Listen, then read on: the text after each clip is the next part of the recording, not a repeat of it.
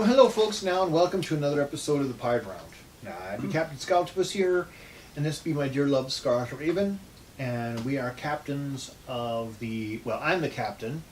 Scarlet Raven is the quartermaster of the Carrying Crow. And we'd like to say hello and welcome to this episode of the Pirate Round, where we're going to talk a little bit about nautical history and seafaring things. And first of all, though, we're going to start with a toast to our friends. We've already poured it out here. We've already poured it out, some fine Madeira, and it's very excellent. We did an episode once before about Madeira and how fine it is and its history, piratical history, nautical history, and economic history in the Atlantic and the Pacific, not the Pacific so much, the Mediterranean, and the areas of Europe and Africa and the New World. Right. And we say to you folks, welcome to this episode of the Pirate Round. Thank you for joining us today. We miss you dearly. And we love your patronage. Like, share, and subscribe. And Spread that word. spread that word. And we say to you now, welcome, your har. Yar-har.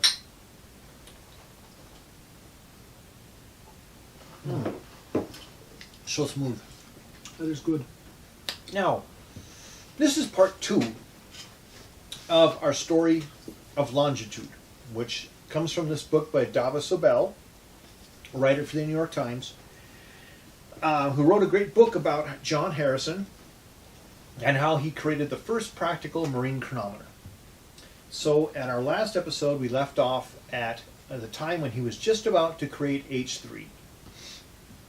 H3 would be his third generation marine chronometer, smaller, a little more compact than H1 or H2, generally lighter, about 50 pounds, about this tall, tall and narrow and able to fit into a cabinet, made almost completely of brass with a few other metals and other things added to it. And it had some notable improvements over the first two. It had bar-shaped balances instead of rod balances, and so that the bar-shaped balances, as they kept time and created weight and measures on the sort of thing aboard the clock, were more compact and more reliable.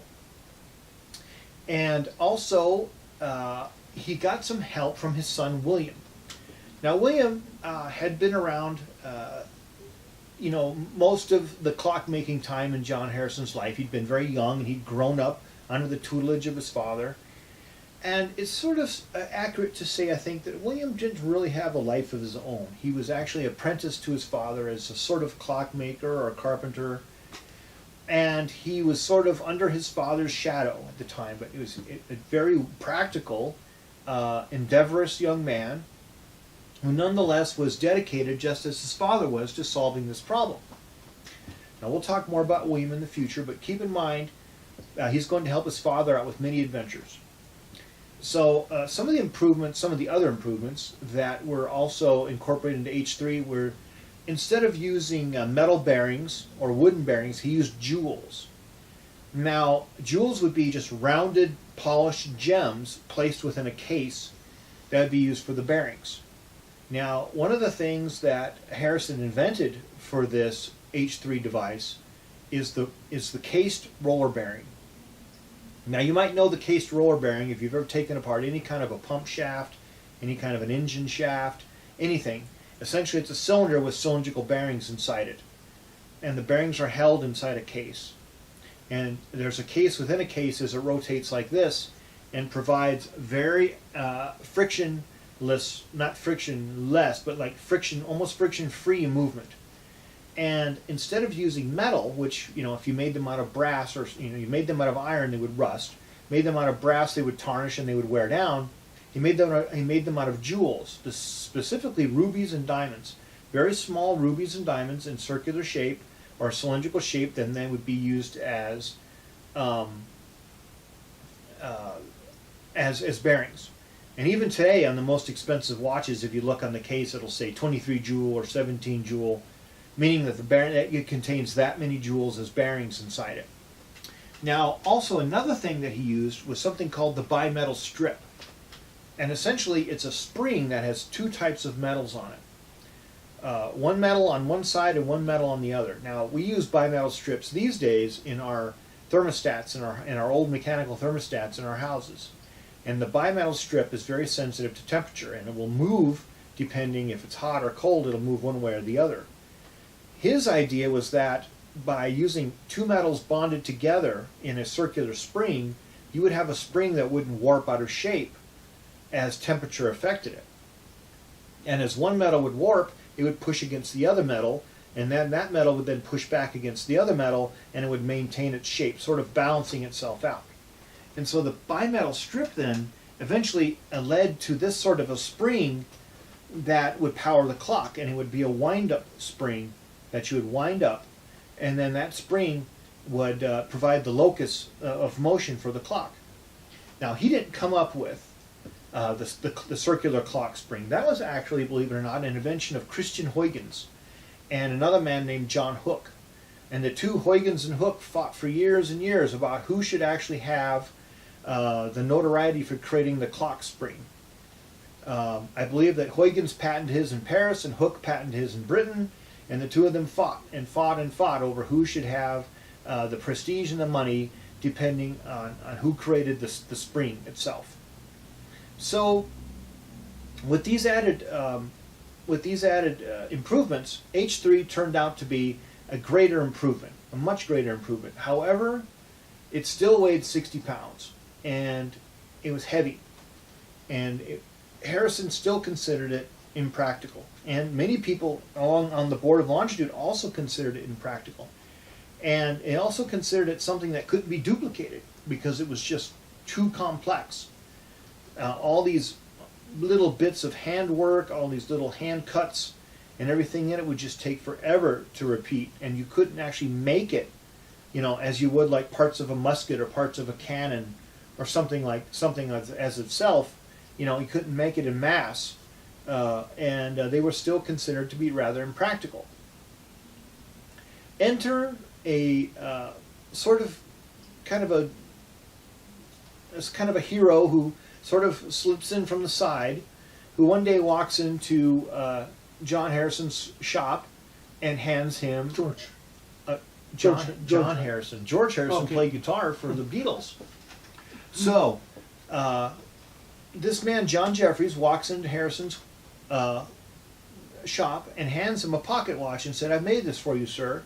For all the improvements that you've made in clockmaking in general, I'm giving this to you as a gift." Harrison opened it up and took one look at it and realized that it was a very practical, beautiful pocket watch. Now, not necessarily accurate. You'd have to change it every day by a minute or two. But he took one look at it and realized that he had been working completely wrong from the wrong point of view. That he had been actually trying to make these giant chronometers with this idea that they had to be big and brutish and over-designed, when all this time he could have just made an extremely accurate pocket watch. And it wasn't until the pocket watch had evolved until this time, which would be the 1760s, that Harrison took one look at it and realized, I should be making one of these instead of a giant stand-up chronometer. And he took Jeffries' watch and basically took it apart and began to improve it and add his own ideas and his own sorts of designs. And so he then created a large pocket watch device that was, a little bit bigger than this. It was about 6.5 inches round and about 2 inches thick. Fit in the palm of your And it would hand. fit in the palm of your hand. It's like a big alarm clock. And you could slip it in your pocket, pull it out, look at it, put it back. You knew what time it was. And this device was called H4. It was Harrison's fourth design. Now, H4 represented a paradigm shift from H3 to H4. The difference between someone who is building a glider in their backyard and then suddenly realizes that they're going about this wrong, and they build a turbojet engine to put on their jet fighter plane. It is that sort of a paradigm shift. The difference between sailing on a ship and with sails and then suddenly realizing that they can do a lot better job with an outboard motor Or nuclear power. or nuclear power. It is a huge paradigm shift. Now, whether Harrison came up with everything on it himself or not isn't exactly clear. He certainly was inspired by John Jeffries' pocket watch, but he decided to take everything that he knew about clockmaking, all his gears, all his balances, all his springs, everything, and compact it down into this one little small device, which ends up being the practical marine chronometer.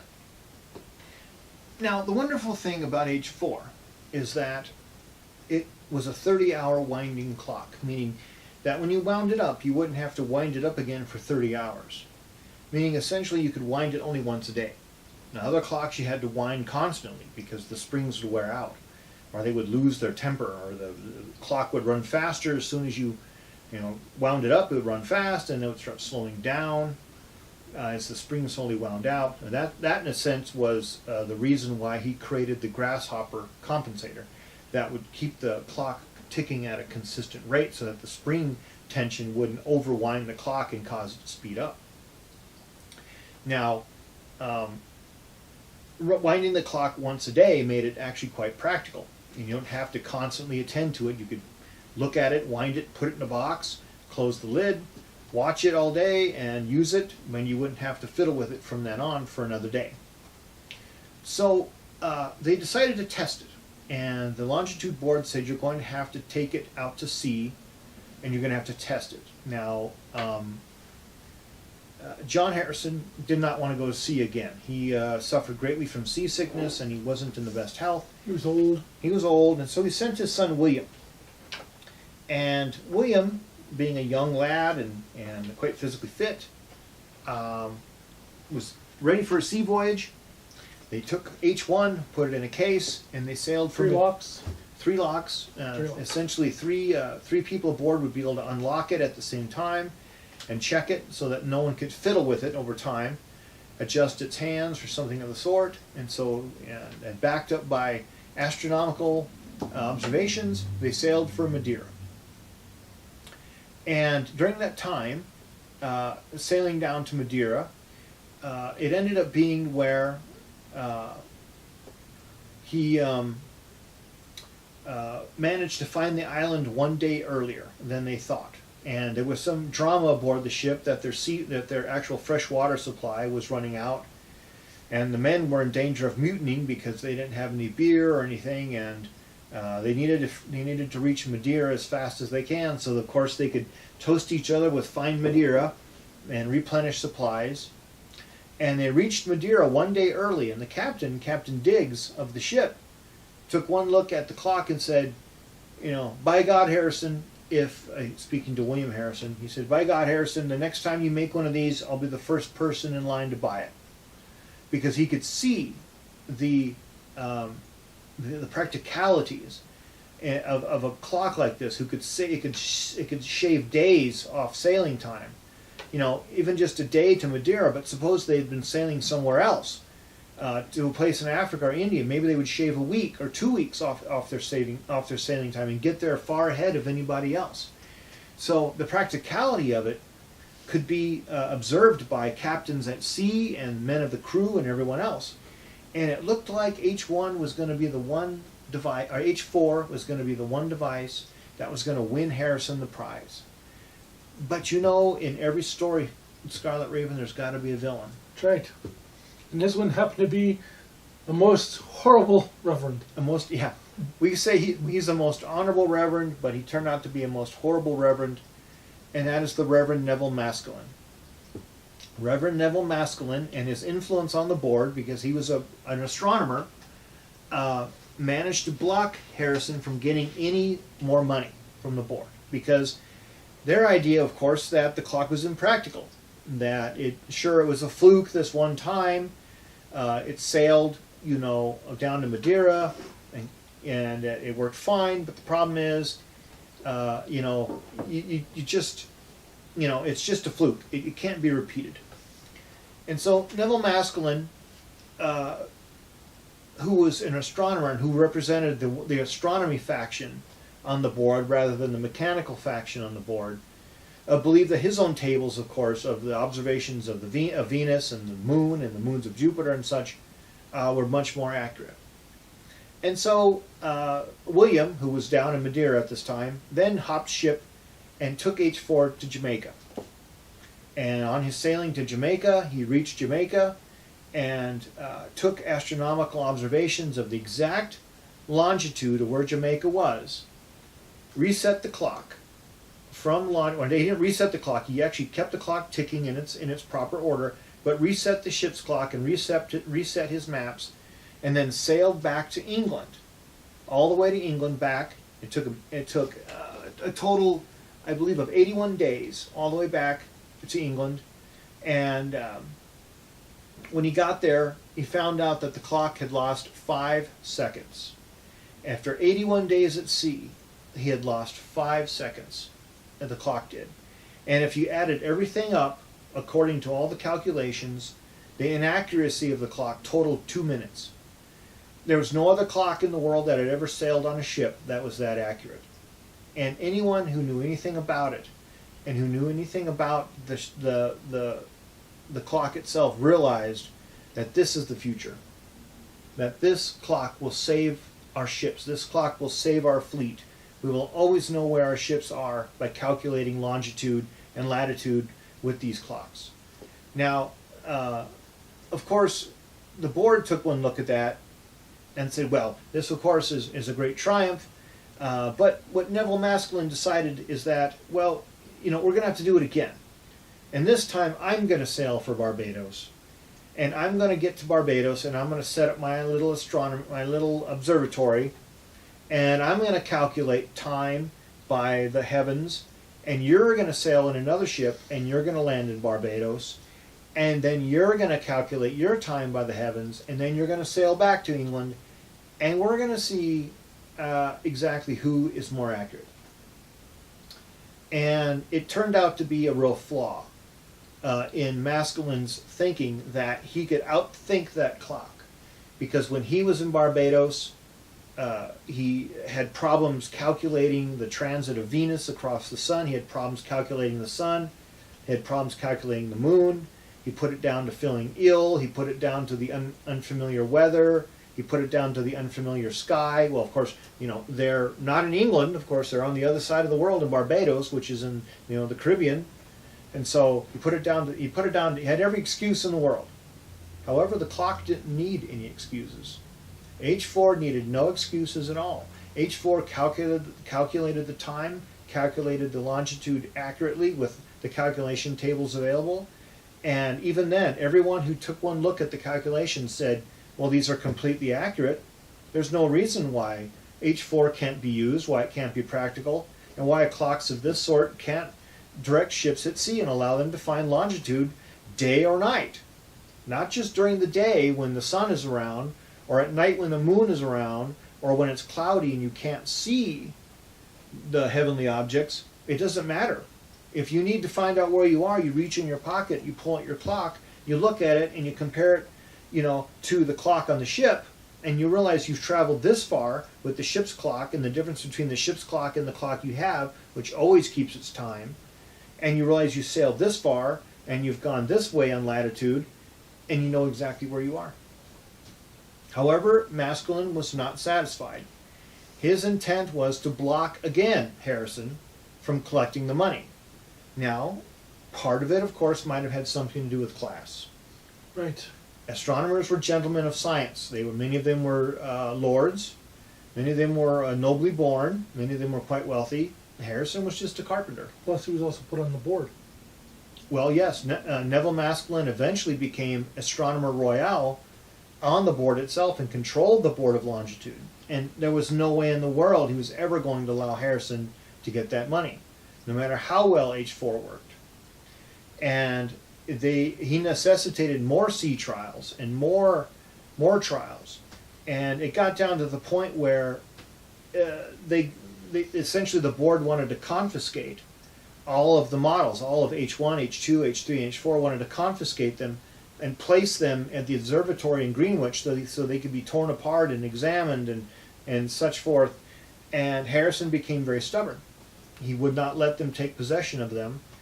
And eventually they had to get a royal warrant to actually take the clocks out of his possession and place them in the observatory at Greenwich. And of course, one of them was broken at the time, was dropped by some clumsy workman. But it led to other difficulties, and we'll talk more about the refinements on H4, and which led to H5. the fifth clock, which would be the most practical marine chronometer, but we'll talk about that here in a minute, won't we? Yes. So to continue, folks, here's a little side tale, and we've talked about Commodore Anson before and his journey around the world. It was in our episode about scurvy. It was in our episode about scurvy, and it was in 1740 when he sailed around Cape Horn in the Pacific. His men were starting to suffer from scurvy. Lost a bunch of ships. He'd lost his ships. He was in his one flagship, and they wanted to make Juan Fernandez Island, which is off of Chile. They knew the latitude, but of course, back in 1740, they didn't know the longitude, and they had no way of telling longitude. So Commodore Anson, with an ailing crew and a leaking ship, sails to the latitude of where Juan Fernandez Island is, and begins sailing, zigzagging back and forth, looking for it. They sail 10 days this way, nothing. Sail 10 days this way, nothing. Sail again 10 days this way, nothing. Sail again 10 days this way, back toward the east. They run into Chile, and they realize they've been sailing the wrong way the whole time. They turn back around 180 degrees and sail straight for Juan Fernandez Island. When they get there, the vast majority of his crew have succumbed to scurvy, and the thing is with barely enough crew to sail his ships, he continued on with his mission across the Pacific Ocean back to England, but he came back with one ship and a skeleton crew. And with the voyage lengthened to the point where scurvy had taken all his crew, they realized that if they just knew the longitude of where Juan Fernandez Island was, they could have sailed right to it. They could have X-marked the spot, so to speak, latitude and longitude, and they would know exactly where it was instead of zigzagging everywhere all over the Pacific trying to find this island. True, X marks the spot where the treasure lies. True. And Juan Fernandez Islands had fresh water, fresh plants, sea life, fruit, and everything that would have sustained his men. Hundreds died. Hundreds of his crew died as they zigzagged across the Pacific looking for it. So, many people became interested in marine chronometers, and they began to look at it to the point where, this is becoming absolutely necessary. And even though the Reverend Masculine is blocking Harrison from getting his prize, Harrison continues to work. One of the hurdles that they made him perform to get his prize was to tear his whole clock apart while they watched and describe each gear and each function of each part on the clock, and then put it all back together for them and then make it work. Well, it took 6 days, but Harrison was able to do it, and people were absolutely astounded. However, Reverend Masculine was not. He was not impressed. He still believed that astronomical tables were the way to go. Harrison, nonplussed, worked to create H5. And the board stipulated that he had to make 2 copies of his own clocks. So he had H4, and he had to make 2 copies. So essentially he had to make H5, which would be a second or a third copy. Because they didn't think it was practical. And yeah, they didn't think you could manufacture one.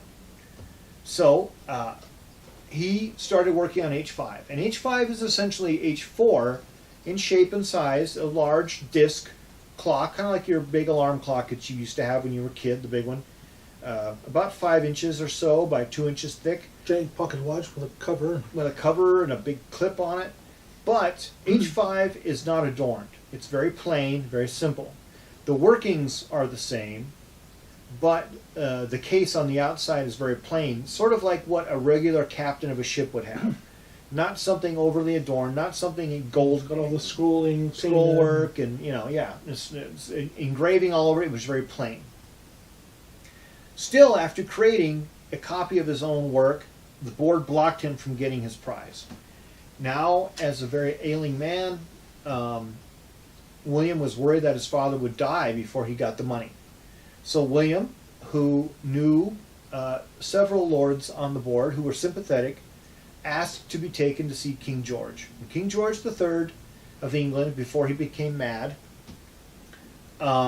was quite the tinkerer. They called him Farmer George because he was very interested in agricultural improvements in England. And sciences. And he loved the sciences. He loved astronomy. He loved science. He loved propulsions. He loved mechanics. And he took one look at the clock and said, we're going to test it. I have a pendulum clock here that is very accurate. We will take notations at noon every day. And I will be a key holder. Harrison will be a key holder. And I'll have another lord as a key holder. We will lock the H4 or the H5 in a case, and we will attend to it every day.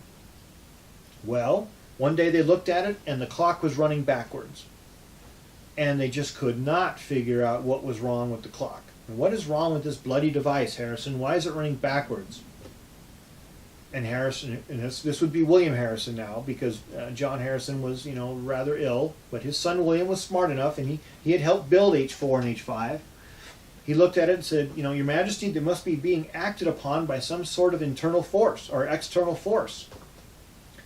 And one of King George's assistants looked about and said, well, Your Majesty, where did we put those lodestones that we used to magnetize these compass needles?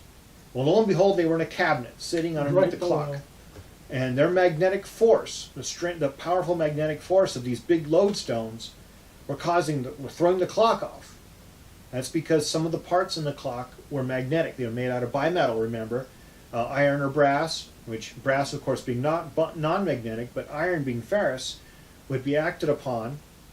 And some of the clock needles were made of various ferrous metals, and they were being acted upon by this force. So when they took it away and they recalibrated the clocks, it turned out that they were absolutely accurate. And it went over a period of a year. King George was absolutely impressed and he called an audience with John Harrison and said to him, by God, Harrison, I will make sure that I make this right. You have not been treated well by the board or by Parliament, and I will make it right for you. So by order of King George, 1774, Harrison was awarded 8,750 pounds by Parliament, not by the board. The board never gave him anything. In fact, they never awarded him the prize. The Longitude board never awarded the man who created the first practical marine chronometer the Longitude prize. They never did. Just because of their prejudice against him, because he wasn't a lord, he wasn't a noble, and he wasn't of the ruling class, they never awarded him the prize. Instead, Parliament, who felt so upset by the elitism of the board, that they awarded him 8,750 pounds.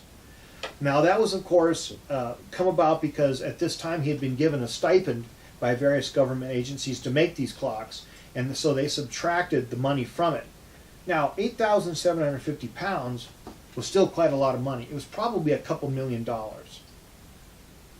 And it allowed him to finally retire and to finally sit back, and for his son to finally retire and say, well, we've done it. We finally created the first practical marine chronometer that can be used on long voyages. Now, at this time, there was a sort of explorer. Well, he was a soldier explorer too, Captain James Cook, and who sailed around the world. And he had his first voyage, his second voyage, and his voyages of discovery. The whole idea, of course, for Cook for sailing is to discover new lands that England could add to its empire. And of course, as they always said, the sun never set on the British Empire, meaning that it circled the entire world. So Cook, in his second voyage, took a copy of H5 and H4. They wouldn't allow the actual devices to travel on the ship, fearing that they would fall into the hands of the French or the Spanish. So they allowed an illustrious clockmaker in England named Kendall to make a copy, and that's called K1. It took Kendall a year to make K1. He gave it to Cook. Cook sailed around the world and he sailed into his voyages of discovery into the Atlantic and the Pacific. He found Australia, he found Alaska, many islands, and sailed back. And when he came back, he sang the praises of the clocks and said, these things are absolutely the best way to find longitude at sea. Not only can you find latitude, but you can pinpoint the locations of these little islands in the ocean. And you can find them again by finding latitude and longitude. Not just latitude, where you sail back and forth like Anson, searching vainly for this island, but if you know longitude, you can pinpoint it, latitude and longitude, exactly where the island is, and you can find it again. Islands like Fiji, islands like Tasmania, like New Zealand, like the Hawaiian Islands, many other islands you could find if you know their latitude and longitude. Okay, so the first practical marine chronometer was created, and it led to a revolution at sea. And I think you could arguably say that it made Britain arguably the master of the sea for the next 100 years. There were other versions of the clocks being made. Of course, they couldn't really repeat exactly what Harrison had done. Kendall was actually more instrumental in making the more practical versions with his K1, K2, and K3, which essentially were all the same kind of big pocket watches.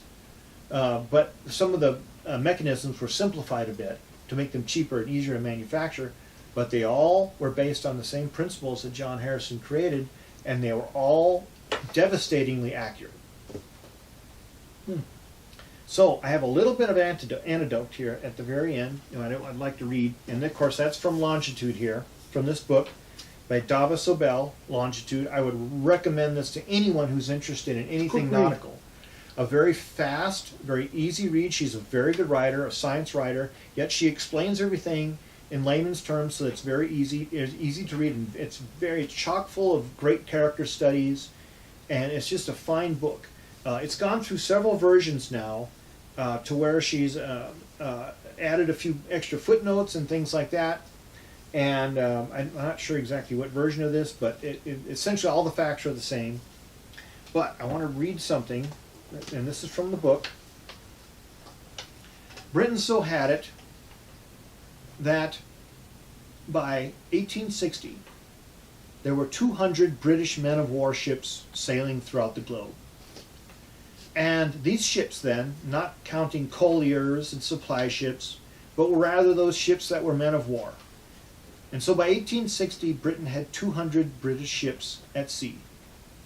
However, they did possess within their own 800 wondrous chronometers, so that they could tell the time through various parts of the world based on Greenwich Mean Time, and they could sail out throughout the entire globe, knowing what time it was in different places throughout the globe, and they would use multiple chronometers so that they could tell what time it was in Greenwich, what time it was in Jamaica, what time it was in New Zealand, what time it was in India.